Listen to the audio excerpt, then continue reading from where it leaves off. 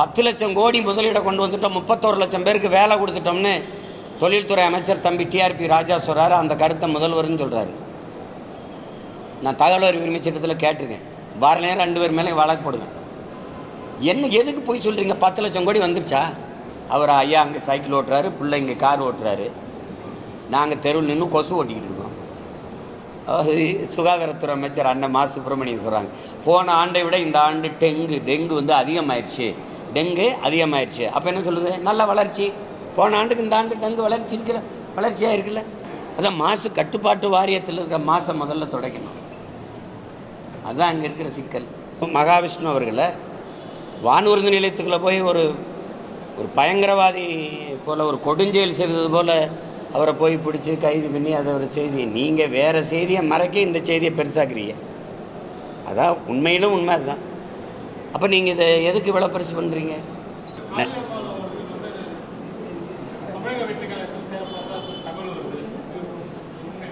நாளைக்கு நான் கூட தான் சேர போகிறேன்னு வரும், நம்புங்க. முதன்மை கல்வி அதிகாரியினுடைய உத்தரவில் தான் அவர் ஒப்புதலோடு தான் அவர் பள்ளிக்கூடத்தில் போய் நான் பேசினேன்றார். தர்க்கத்தில் அப்போ என்னையா பேச அழைச்சிங்கன்னு கேட்குறாருல்ல. யார் அழைச்சது? அது ஒன்று இருக்குது. முதன்மை கல்வி அதிகாரி அவருடைய ஒப்புதலோடு தான் வந்திருக்கேன்றார். நீங்கள் சம்மந்தமில்லாத 2 ஆசிரியர்களை பணியிட மாற்றி தூக்கி வேறு இடத்துல போடுறீங்களே ஒழிய, அந்த ஒப்புதல் அளித்த ஆசிரியர் யார்? அந்த அதிகாரி யார்? அவருடைய துறை எது? பள்ளி கல்வித்துறைக்கு தெரியாமல் இது நடந்துருச்சா? அரசு பள்ளியில் ஆன்மீகம் போதிக்க வேண்டிய இது என்ன இருக்குது? அதுக்கு நிறைய மடங்கள் இருக்குது, அதுக்கு ஆசிரமங்கள் இருக்குது, அங்கே போய் செய்யலாம். திருக்குறளை தாண்டி இருக்கா? ஆன்மீகம்ங்கிறது என்ன? எல்லா உயிர்களையும் பேரன்பு கொண்டு நேசிப்பது. அது வாழ்க்கையே ஒரு வழிபாடு தான் என்ற நூலில் ஐயா இறையன்பு ரொம்ப தெளிவாக எழுதியிருக்காரு. அன்பு தான் அதன் வாசல், கருணை தான் அது வரவேற்பறை, ரொம்ப தெளிவாக எழுதுகிற. முக்தி தான் அதன் முற்றம்னு எழுதியிருக்காரு. அதாண்டா ஆன்மீகம்னா எல்லா உயிர்களையும் நீ பேரன்பு கொண்டு நேசிப்பின்னா அதான் ஆன்மீகம். புல் பூண்டு பூச்சி வண்டு எல்லாத்தையும் நேசிக்கிறது. அது 2 வரியில் எங்கள் 1.25 அடியில் எங்கள் பாட்டனார் வள்ளுவ பெருமகனார் பிறப்போக்கும் எல்லா உயிருக்கும் சிறப்புவா செய்தொழில் வேற்றுமையான்னு வகுத்துண்டு பல் உயிர்கள் ஓம்புக நூலோர் தொகுத்தவற்றிலெல்லாம் தலைன்னு தரு. இதை தாண்டி என்ன ஆன்மீகம் இருக்குது? திடீர்னு தேவையில்லாமல் சொல்கிறது. இதெல்லாம் இந்த புதிய கல்விக் கொள்கையில் வருது. இதுக்கு முன்னாடி ஆசிரியர் தினம் நடந்திருக்கா இல்லையா? சரி, நான் என்னுடைய ஆசிரியர்களை என் அறிவு கருவுகிறையின் தாயாக தான் நான் பார்க்குறேன். நாங்கள் பெரிய மதிப்பு வச்சுருக்கோம். என்னை பெற்ற தாய் தந்தையர் இந்த உலகத்தை எனக்கு காட்டினாங்க. என் ஆசிரியர் பெருமக்கள் தான் இந்த உலகத்துக்கு என்னை காட்டினாங்க. இதுதான் சீமான், இதுதான் திருமால் செல்வன், இதுதான் கோகுல், இவர் வழக்கறிஞர், இவர் மருத்துவர் அப்படின்னு உலகத்துக்கு காட்டினது ஆசிரியர் பெருமக்கள் தான்.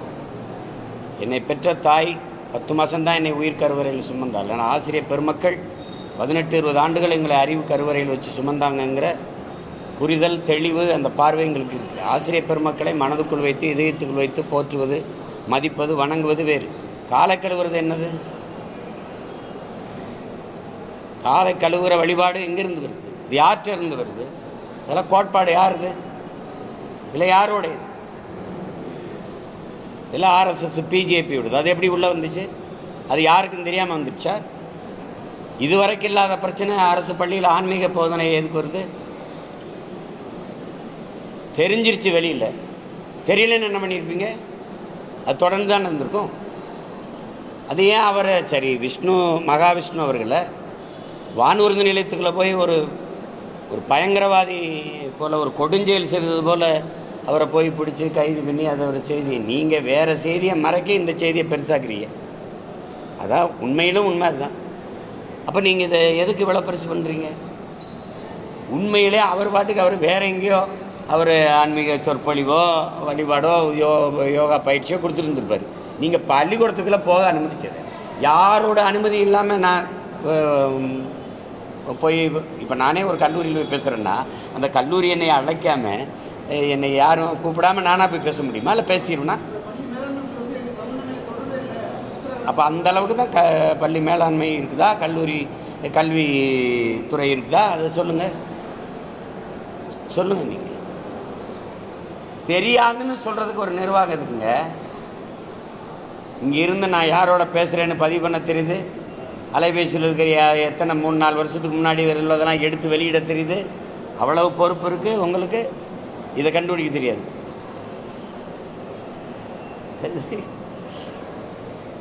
கொடுமை தான்.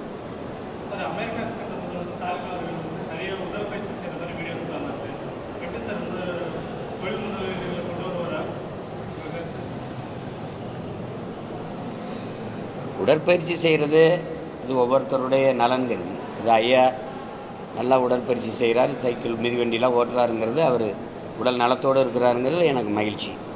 முதலீடு கொண்டு வர்றதுங்கிறதுல எங்களுக்கு வேறு கொள்கை நிலைப்பாடு இருக்குது. எனக்கு தெரிஞ்ச ஒரு 1/4 நூற்றாண்டாக இந்த முதலீடு கொண்டு வர்ற இந்த சடங்கு நடக்குது, இந்த வேடிக்கை நடக்குது. 2 லட்சம் முதலீடு கொண்டு வந்திருக்கோம். முதலீட்டாளர்கள் மாநாடு இங்கே நடந்திருக்கு, வெளிநாடுகளில் போய் நடக்குது. இதனால தான் நாங்கள் முதலமைச்சர் ஆல் இந்திய புரோக்கர், பிரதமருங்க இதை இன்டர்நேஷ்னல் புரோக்கர்னு நான் சொல்கிறது காரணம் தான். இப்போ இவங்களும் இன்டர்நேஷ்னல் புரோக்கராக மாறிட்டு இருக்காங்க. எல்லா நாடுகளுக்கும் போய் எங்கள் நாட்டில் முதலீடு செய்யவாங்கன்னா இந்த நாட்டை கூறு போட்டு விற்கிறது தவிர இதில் வேறு என்ன நடக்குதுன்னு சொல்லி இவ்வளோ பேருக்கு வேலை கிடைக்குங்கிறீங்க. அந்த முதலாளி வரும்போது அவன் தொழில் தொடங்க இடம் எங்கேருந்து எடுத்து கொடுப்பீங்க? ஆகாயத்தில் இல்லை. சரி, யாரோட இடம்? விளைநிலம் தானே. தொழிற்சாலை தொடங்கிட்டீங்க, அது வளர்ச்சி. சரி, தொழிற்சாலையில் எனக்கு என்ன கிடைக்கும்? வேலை கிடைக்கும். வேலைக்கு என்ன கிடைக்கும்? சம்பளம். சம்பளத்தை வச்சு என்ன செய்யலாம்? நல்லா சாப்பிட்லாம். எதை சாப்பிட்லாம்? அது எங்கேருந்து வரும்? எந்த தொழிற்சாலை உங்கள் அரிசி பருப்பு உற்பத்தி செய்யும், விளைய வைக்கும்? அது நிலத்துலேருந்து தானே வரணும். அதை எடுத்துக்கிட்டு தொழிற்சாலைன்னா மனித உழைப்பு இங்கே மலிவாக கிடைக்குது. நிலத்தடி நீரை எவ்வளோ வேணாலும் எடுத்துக்கலாம். தடையற்ற மின்சாரம் கிடைக்குது. உற்பத்தி செய்த பொருளை விரைந்து எடுத்துகிட்டு போக 8 வழி 4 வழி சாலை இருக்குது. இது எல்லாம் கிடைக்குது. என் உழைப்பை சுரண்டி உற்பத்தியை பெருக்கி லாபத்தை எடுத்துகிட்டு போகிற முதலாளி வாழ்மா வளருவானா? சம்பளத்தை வாங்கி சாப்பிட்ற ஏன் நாடு வாழ்மா வளருமா? யாராவது சொல்லு. அறிவார்ந்த பெருமக்கள் சொல்லு, பொருளாதார மேதைகள் சொல்லு. அன்னைக்கு ஒருத்தனுக்கு அடிமையாக இருந்துச்சு இங்கிலாந்துக்கு, அதை விரட்ட போராடினது சுதந்திர போராட்டம். கப்பலில் வர்த்தகம் செய்ய வந்தான். அன்னைக்கு 400 ஆண்டு அடிமையாக இருந்துச்சு. இப்போ விடுதலை பெற்றுட்டு வானூர்தியில் வர்த்தகம் செய்வார்னா வான்னு கூட்டிகிட்டு வர்றது. ஒரு நாட்டுக்கு அடிமையாக இருந்த நாட்டை உலக நாடுகளுக்கெல்லாம் அடிமையாக்குறத தவிர வேறு என்ன இந்த கொள்கையில் இருக்குது? 900 கோடிக்கு நான் முதலீட்டாளர் ஈர்த்து புரிந்துணர்வு ஒப்பந்தம் போட்டிருக்கேன்னு கையெழுத்து போடுறேன்றார் முதல்வர். அந்த நேரத்தில் 908 கோடி அவங்களுடைய கட்சியில் இருக்க அமைச்சர் தண்டம் கட்டுறார். பெனால்ட்டி, ஒன்லி பெனால்ட்டி 908 கோடின்னா அப்போ பணம் எவ்வளவு இருக்குது? முதலீடு இங்கே இருக்குது. நீங்கள் ஏன் அமெரிக்கா போனீங்கன்னு கேட்குறேன். உங்ககிட்ட பதில் இருக்கா? இல்லை யார்கிட்ட இருக்குது?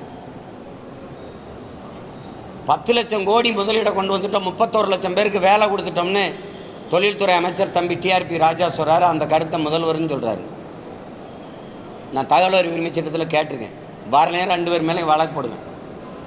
என்ன எதுக்கு போய் சொல்கிறீங்க? 10 லட்சம் கோடி வந்துருச்சா சொல்லுங்கள், யாராவது சொல்லுங்கள். 10 லட்சம் கோடி நாட்டுக்குள்ளே வந்திருக்கு. எந்த பக்கம் வந்திருக்கு? எந்த பக்கம் வந்திருக்கு? அவ்வளோ கோடி முதலீடு வருது. 9 லட்சம் கோடி கடன் இருக்கு. எதுக்கு 3 ஆண்டில் 3 முறை மின் கட்டணம் உயருது? எதுக்கு உயருது? சொத்து வரியாக உயருது. மின் கட்டணம் உயர்ந்தா மின் கட்டணம் தான் உயருதுன்னு இருப்பீங்களா? நெசவு, சிறு குறு தொழிற்சாலைகள் எல்லாம் பாதிக்கப்படுதுல்ல. சொல்லுங்கள். இப்போ நான் ஒரு மளிகை கடைக்கு போகிறேன், அவர் சொத்து வரி வாடகைக்கு கடை எடுத்துருக்கிறாரு, அந்த வாடகை உயருது, மின் கட்டணம் உயருது. அத்தியாவசிய பொருளில் தானே அந்த விலை ஏறுது. தக்காளி 20 ரூபான்னா 30 ரூபா ஆகிறது காரணம் என்ன? அவர் வாடகை கட்டணும், அவர் மின் கட்டணம் கட்டணும். இதெல்லாம் உயரும் போது அத்தியாவசிய பொருளை போய் அது ஏறுது. இந்த அடிப்படை யோசிக்கணுமா இல்லையா? சும்மா முதலீடுன்னு வெளிநாடு சுற்றி பார்க்க போனேன், போயிட்டு வாங்க, யாரும் கேட்கல. அதுக்கு முதலீட்டை ஏன் ஒரு காரணமாக சொல்கிறீங்க? இது வரைக்கும் இவங்க ஆட்சிக்கு வந்து எத்தனை முறை துபாயிலேருந்து கொண்டு வந்த முதலீடு எத்தனை? வெள்ளை அறிக்கை லண்டன்லேருந்து வந்தது. என்ன தம்பி இன்னும் கோழி குண்டு அடிக்கிற பசங்க, பல்லாங்குழி விளையாடுற பசங்க, கிச்சு கிச்சு தாம்பாலாம் விளையாடுற பசங்கன்னே இந்த எல்லாரையும் நினச்சிட்டு இருந்தா அப்படி தம்பி. உலகத்தை உள்ளங்கையில் வச்சு பார்த்துருக்கான் தம்பி. அமெரிக்காவில் எப்படி இருக்குது அட்மினிஸ்ட்ரேஷன், எப்படி இருக்குது, ஆப்பிரிக்காவில் எப்படி இருக்குது, ஆஸ்திரேலியா ஜப்பானில் எப்படி இருக்குது, எல்லாத்தையும் பார்த்துருக்கோம். நீங்கள் இன்னும் வந்துட்டு எங்களை ஏதோ விளையாட்டு பசங்க மாதிரியே கதை இழந்துக்கிட்டு இருந்தால் எப்படி சரி? அவர் ஐயா அங்கே சைக்கிள் ஓட்டுறாரு, பிள்ளை இங்கே கார் ஓட்டுறாரு, நாங்கள் தெருவில் நின்று கொசு ஓட்டிக்கிட்டு இருக்கோம். சுகாதாரத்துறை அமைச்சர் அண்ணன் மா சுப்பிரமணியன் சொல்கிறாங்க, போன ஆண்டை விட இந்த ஆண்டு டெங்கு வந்து அதிகமாயிடுச்சு, டெங்கு அதிகமாயிடுச்சு. அப்போ என்ன சொல்லுது? நல்ல வளர்ச்சி. போன ஆண்டுக்கு இந்த ஆண்டு டெங்கு வளர்ச்சியாக இருக்குல்ல. கொசு உற்பத்தியை கட்டுப்படுத்த உங்கள்கிட்ட திட்டம் இருக்கா? எங்கேருந்து உற்பத்தி ஆகுது? நீர் தேங்கி அழுக்காவது குப்பை எதனால் குப்பையாகுது? அது பிளாஸ்டிக்கு, நெகிழி. அதை ஏன் தடை செய்ய முடியல? ஏதோ நீங்கள் சரி, வேறு ஏதாவது கேள்வி?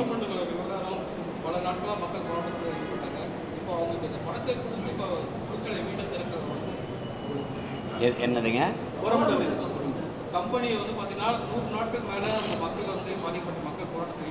இதை நீங்கள் எப்படி பார்க்குறீங்க? நீங்கள் நான் பார்க்குறது இருக்கட்டும், நீங்கள் ஒரு பொதுமகனாக, ஒரு ஊடகவியலாளராக நீங்கள் எப்படி பார்க்குறீங்க? இப்போ எந்த மாநிலத்தில் இல்லாத அதிக நச்சாலைகள் நம்ம மாநிலத்தில் இருக்குங்கிறத நீங்கள் ஒத்துக்கணும். இந்த ஆலைகளெல்லாம் நீங்கள் ஆழ்ந்து சிந்திச்சு பார்த்தீங்கன்னா, எங்கே குரலற்ற மக்கள், அரசியல் அதிகார வலிமையற்ற மக்கள் இருக்கிறாங்களோ, குறிப்பாக கடலோர கிராம மக்கள் அப்படின்னா அதிகபட்சமாக மீனவ மக்கள், அவனுக்கென்று ஒன்றும் பெரிய ஒரு அரசியல் அதிகாரம் ஒன்றும் இல்லை. நீங்கள் கடலூர், எண்ணூர், இந்த என்னது நாகப்பட்டினம், இப்போ அதுக்கு அடுத்தன தூத்துக்குடி, இந்த மாதிரி இடங்களில் எங்கெங்கே அங்கே எல்லாமே நச்சாலைகள் நிறுவப்பட்டிருக்கா இல்லையா? நிறுவப்பட்டிருக்குல்ல. இந்த கல்பாக்கத்தை எடுத்துக்கிறங்க, எல்லா இடங்களையும் நீங்கள் எண்ணூருக்கு போங்க, அனல் மின் நிலையத்தில் இருந்து வெளியாகிற உலர் சாம்பலை மட்டும் ஒரு தடவை பார்த்துவாங்க. என் தம்பிட்டு கேளுங்க, நாங்கள் இதுக்குன்னே போனோம். நீங்கள் ஊதா நிறத்தில் ஒரு நீல நிறத்தில் ஒரு சட்டை போட்டிருக்கீங்க இல்லையா, திரும்பி வாங்க, அது சாம்பல் நிறமாக மாறலைன்னா என்ன கேளு. நீங்கள் எங்களுக்கு வாழ்விடமே வைக்கலையே. தமிழ்நாட்டின் குப்பை மேடா நீங்கள் கடலூரை மாற்றிருக்கீங்க, இந்தியாவின் குப்பை மேடா தமிழ்நாட்டை மாற்றிருக்கீங்க. அதை தவிர வேற என்ன செஞ்சுருக்கீங்க? அந்த அமோனியா வாயு கசிவுக்கு அவ்வளோ பதட்டம் அடைஞ்சு மக்கள் போராடின போது அந்த போராட்டத்துக்கு மதிப்பளித்து ஒரு முதலாளி வாழ்க்கைக்கு ஒரு நாட்டின் குடிகளை சாக பழி கொடுக்கறது எப்படி நீங்கள் ஏற்கிறீங்க? 10,000 ரூபாயை கொடுத்துட்டா ஒரு மனித உயிரின் மதிப்பு 10,000 ரூபா தானே? கள்ளச்சாராயம் குடிச்சு செத்தா 10 லட்சம் வருது, அமோனியா வாயு கசிவு இருந்து செத்தா 10,000 தான் வருதா? போராடுற மக்களை அவங்க வறுமையை பயன்படுத்தி விலை கொடுத்து வாங்கி அந்த போராட்டத்தில் இந்த அப்புறப்படுத்துறது எப்படி ஆட்சின்னு நினைப்பீங்க? மக்களின் நலன்கிறது அது. அவருடைய பாதுகாப்பான வாழ்க்கை பற்றி கவலைப்படாத அதிகாரங்களை எப்படி நீங்கள் எடுத்துக்கிருவீங்க? அது முதலாளிகளின் லாப தேவைக்கு வேலை செய்கிற ஒரு என்ன சொல்கிறது தரகு கூலிகளாக தான் நம்ம பார்க்கணும். அதை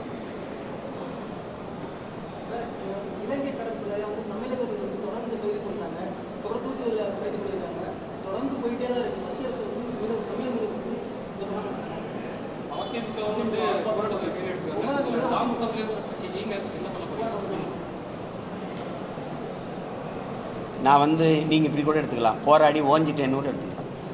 பல ஆண்டுகளாக போராடியிருக்கேன், அதுக்காக சிறைக்கு போயிருக்கேன், எவ்வளோ இது பண்ணியிருக்கேன். நான் எடுத்து இந்த கருத்துக்களை சொல்கிறோம், யாருமே இதை கவனத்தில் எடுத்துக்கிறதில்ல. அவங்க முன்வைக்கிற ஒரே இது எல்லை தாண்டி மீனவர்கள் வருகிறார்கள்.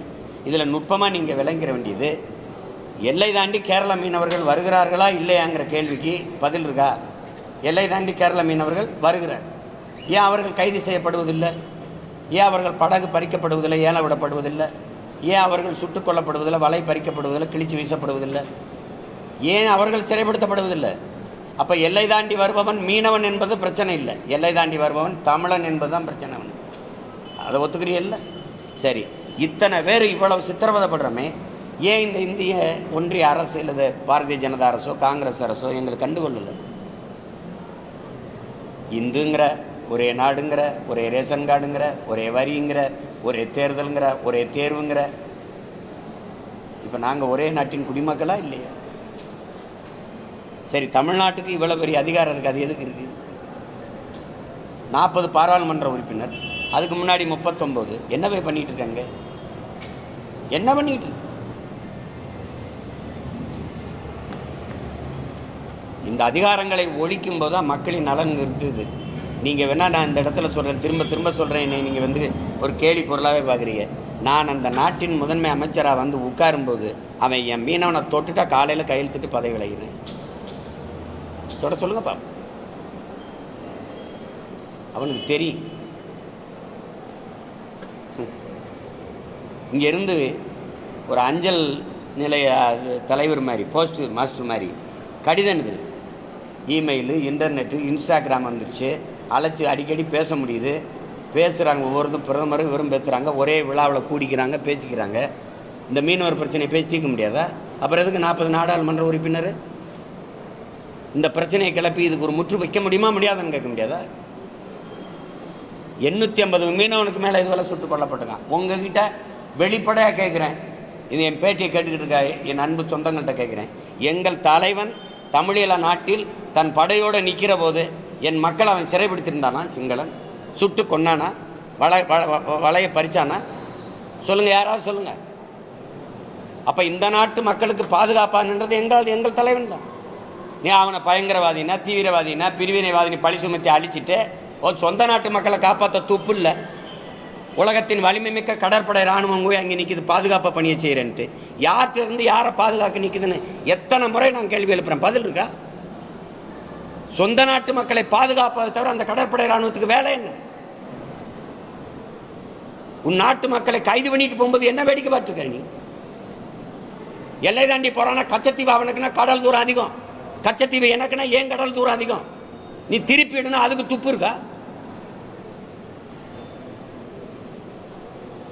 இது உங்களுக்கு செய்தியா? அது ஒரு வலியும் வேதனையும் இல்லையா?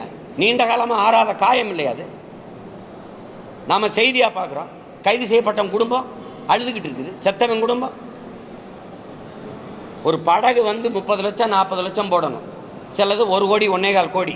ஒருத்தன்ட்ட காசு இருக்காது, 4-5 பேர் சேர்ந்து போடணும், வங்கியில் கடன் பெறணும். படகை பறித்து வச்சுட்டு அவன் ஏலம் விடுறான் என் படகை. நீ அவனுக்கு போர்க்கப்பல் பரிசு கொடுக்குற. அந்த நாட்டு இராணுவ வீரருக்கு திறன் மேம்பாட்டு பயிற்சி கொடுக்குறீங்க, சொந்த நாட்டு மக்களை நல்லா சுட்டுக்கொள்றதுக்கு. 1.25 கோடி 1.5 கோடி தண்டை விதிக்கிறான் ஒரு மீனவனுக்கு.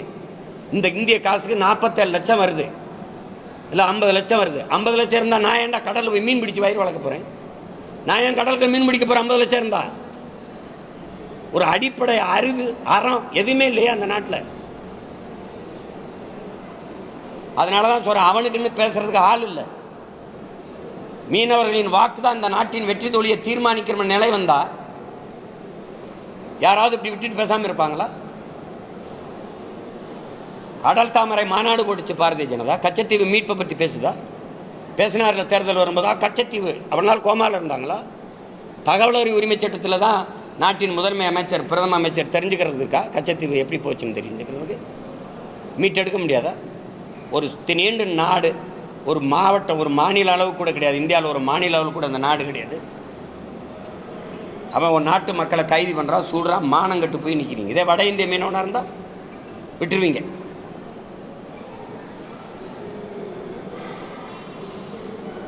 இது கொடுமை. இதுக்கு ஒரு முற்று வைக்கணும். அது அது அது என் மக்கள் தான் முடிவெடுக்கணும். கேளுங்க என்ன கேளுங்க. இறந்துட்டாரு.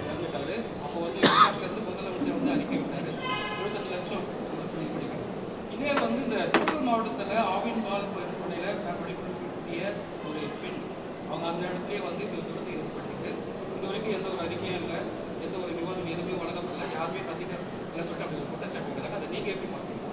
அதுதான் நான் நீங்கள் வந்து கொரோனா நேரத்தில் தம்பி விவேகானந்தன் வந்து இங்கே திருவள்ளூர் மாவட்டத்தில் அவங்க மனைவியோட திவ்யா, நான் கூட அன்றைக்கி போராட்டத்தில் சொன்னேன். கொரோனாவில் மக்களுக்கு மருத்துவம் பார்த்ததெல்லாம் நோய் தொற்றி வந்து அவர் இறந்துட்டார். ரொம்ப கை குழந்தைகள் பெற்றோர்களோடு இறந்து போயிட்டார். அவர் குடும்பத்துக்கு ஒரு நிவாரணம் கொடுக்கல. நீதிமன்றம் போய் நீதிமன்றம் சொல்லியிருக்க அந்த பெண்ணுக்கு ஒரு பணி கொடுங்க, வாழ்க்கையை பாதுகாப்பு கொடுங்கன்னு. அது இன்னும் அரசு செய்யலை. உங்களுக்கு தெரியும் எத்தனை இடையூறுகளை நீங்கள் சந்திக்கிறோன்னு.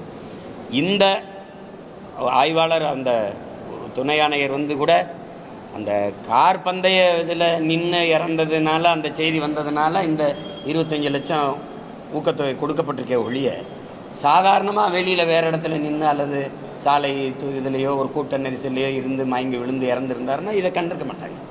அது அந்த கார் பந்தய ஒழுங்கு பண்ணிகிட்டு இருக்கும்போது விழுந்துட்டாருன்னா பளிச்சின செய்தி வந்து அது ஒரு தப்பாயிருமோன்ட்டு உடனே அதை அறிவித்தாங்க.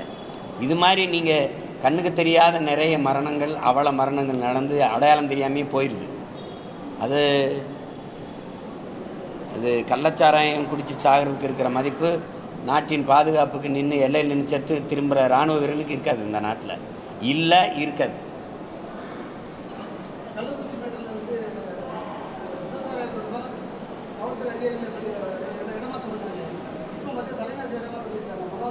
வேறு என்ன செய்வாங்கன்னு நினைக்கிறீங்க? அதை நான் அறிக்கையில் கொடுத்தேன். நீங்கள் அந்த காவல்துறை அதிகாரி அந்த மாவட்ட ஆட்சியரை பணியிட மாற்றினீங்க. 2 மாதத்தில் திருப்பி வேறு இடத்துல பணியமர்த்தி கொடுத்துட்டீங்க. இழந்தையில் அந்த சத்தம் தான். ஆனால் இவங்க 2 பேரும் சாராய ஊரல் போட்டு காய்ச்சலை. இவங்க அதில் எலி பேஸ்ட்டு கலக்கலை. கலந்த வேறு இடத்துல இருக்கான், அது ஒன்றா. ஆனால் இதெல்லாம் என்னென்னா அந்த நேரத்தில் தெரிஞ்சால் அப்படி சின்னதாக ஒரு நடவடிக்கை பேசுகிறவங்க அந்த வாடகை வாய்கள் மற்றவங்கெல்லாம் உடனே நடவடிக்கை எடுத்து விட்டார்கள். இப்படி கள்ளச்சாராயம் விற்றதோ வச்சதோ முதல்வருக்கு தெரியாது. அப்படி தெரியாதுன்னு சொல்கிறது எப்படி இருக்குதுங்க?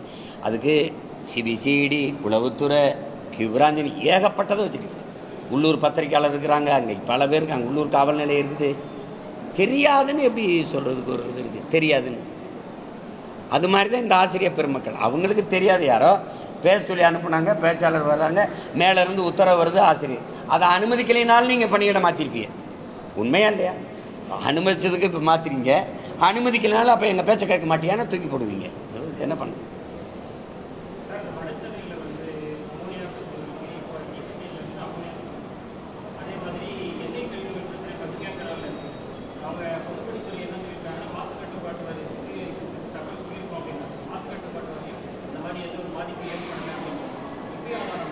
அதான் மாசு கட்டுப்பாட்டு வாரியத்தில் இருக்கிற மாசை முதல்ல துடைக்கணும். அதுதான் அங்கே இருக்கிற சிக்கல். சுற்றுச்சூழல்னு ஒன்று இருக்கும், சூழியல் பாசறைன்னு ஒன்று இருக்கும். அதை எதை பற்றியும் கொல்லப்படாது. அது சொல்லும் 2 மணி நேரம் தான் பட்டாசு வெடிக்கணும், அது சூழியலுக்கு கேடு, காற்று நஞ்சாக்குதுன்னு. அணு உலை பாதுகாப்புன்னா அதையே சொல்லும். ஸ்டெர்லைட்லாம் பாதுகாப்பானதுன்னு அதையும் சொல்லும். அது மாதிரி தான் இது கொடுமை. இது மாசு கட்டுப்பாட்டு வாரியம் எங்கே இருக்குது? மாசு இல்லை, அம்மோனியா வாயு கசியுதில்லை, அந்த இடத்துல குடியிருக்க சொல்லுங்கள், வாங்க. அணு உலை பாதுகாப்பானது, அதிகாரிகள்லாம் அங்கேயே குடியிருங்க, அங்கேயே குவார்டர்ஸ் கட்டி கொடுக்குறோம், அங்கேயே இருங்க. நியூட்ரின் ஆய்வு பாதுகாப்பானது, அதிகாரிகள்லாம் அங்கேயே குடியிருங்க. உங்களை வேணான்னு சொல்லு, நான் நம்புகிறேன் பாதுகாப்பானதுன்னு. சாவவன் யாராக இருந்தால் அடுத்தவனாக இருந்தால் சகித்துக்கிடலாம். தலைவலியும் காய்ச்சலும் தனக்கு வரும்போது தான் தம்பி தெரியும். அது அடுத்தவனுக்குன்னா அது பிரச்சனை கிடையாது. அது மாதிரி தான் இது.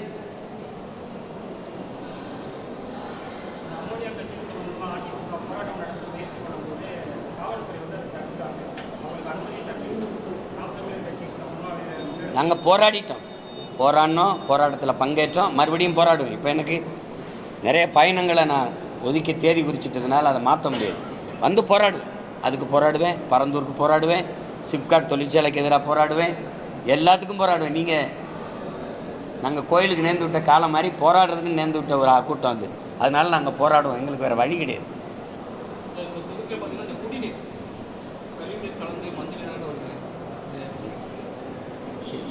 இந்த தொகுதி சட்டமன்ற உறுப்பினர்கிட்ட கேட்க வேண்டியதை, இந்த தொகுதி பாராளுமன்ற உறுப்பினர்கிட்ட கேட்க வேண்டியதை, நாட்டின் முதலமைச்சர்கிட்ட கேட்க வேண்டியதை, உங்கள் கூட நிற்கிற ஒருத்தனை உட்கார வச்சுங்க, இது என்ன தண்ணீர் இப்படி வருதுன்னு தானே நான் கத்துறேன். நானும் கத்துறேன். அம்மோனியா வாயு கசிது, காற்று மாசுபடுது, எண்ணெயை கொட்டி கடல் எல்லாம் நஞ்சாகுது, கத்துறேன் நான். யாருக்கு அதில் விழுது? இவ்வளோ பிரச்சனைகளை சொல்கிறீங்கள, இவ்வளோ பிரச்சனை கிடைக்கல வாழுகிற என் மக்கள் யாருக்கு வாக்கு செலுத்தினாங்க? யார் துன்பத்தை தந்தானோ, யார் இவ்வளோ துயரத்தை தந்தானோ, யார் இந்த நச்சாலைகள்லாம் இந்த நிலத்துக்கு கொண்டு வந்தாங்களோ அவங்களுக்கு தான் வாக்கு செலுத்தி மறுபடியும் அதிகாரத்தை கொடுக்குறோம். அப்போ அதனால் அந்த அதிகாரம் மக்களினுடைய பிரச்சனையை கவனிக்கலை. அப்போ ஒரு காலம் என்ன வரணும்? மக்களின் பிரச்சனைகளை அரசு கையில் எடுக்காத போது அதிகாரத்தை மக்கள் கையில் எடுக்கணும். அப்போ மக்களுக்கான அதிகாரம் வரணும். இங்கே அப்படி இல்லை. கட்சி அரசியல், தேர்தல் அரசியல் தான், மக்கள் அரசியல் கிடையாது. இப்போ தேர்தல் அரசியல்னா எப்படி? இந்த 1000 கொடுக்குறது, அப்போ 500 கொடுக்குறது. இங்கே சேவை அரசியலோ செயல் அரசியலோ கிடையாது, வெறும் செய்தி அரசியல் தான். இந்த செய்தியை கொண்டு போக மட்டும் 250 கோடி 300 கோடி செலவழிச்சிருக்கு தகவல் அறிவு உரிமை சட்டத்தில். அதை கேட்கும்போது ஒருத்தர் சொல்கிறார் பாருங்க, 250 கோடி என்னமோ செலவழிச்சிருக்காங்க இந்த 3 ஆண்டுகளில்.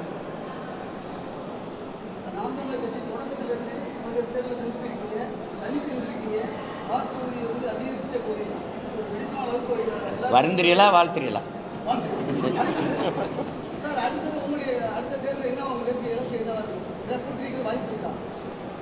தேர்தலுக்கு என்ன சரியாக 1.5 ஆண்டுகளுக்கு மேலே இருக்குது.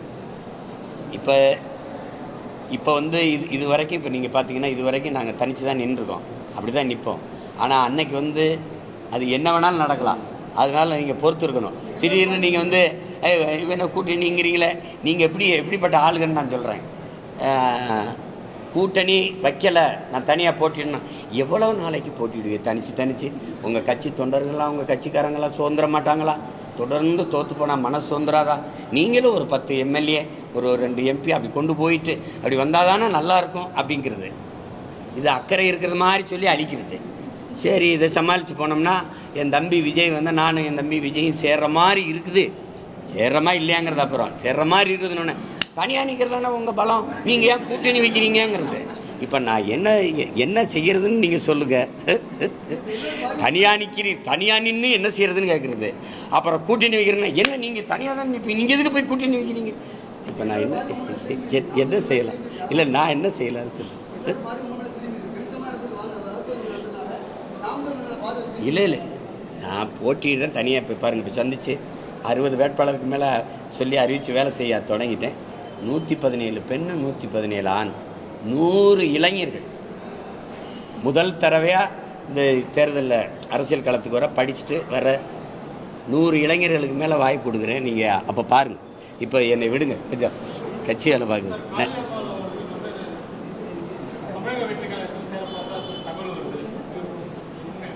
நாளைக்கு நான் கூட தான் சேர போகிறேன்னு வரும், நம்புங்க.